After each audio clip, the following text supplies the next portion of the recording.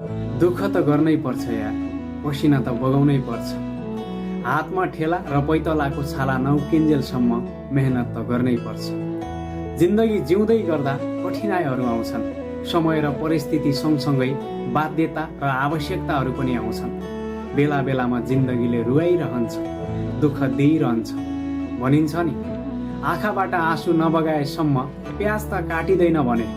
यो त एउटा जिन्दगी हो।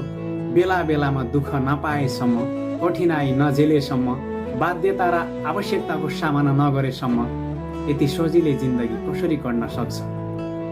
भोलि सफलता पाउनु छ भने त्यो सफलताका लागि आज परित्याग त गर्नै पर्छ। सफलता त्यति सजिलै र कठिनाइ नभोगेसम्म कसैलाई पनि मिलेको छैन। आज पनि इतिहास पल्टाएर हेर्ने हो भने सफल भएका मान्छे अर्थात् सफलता हासिल गरेका मान्छेले कुनै न कुनै बेला खाना नखाएर भोको पेट पनि मेहनत गरेका थिए।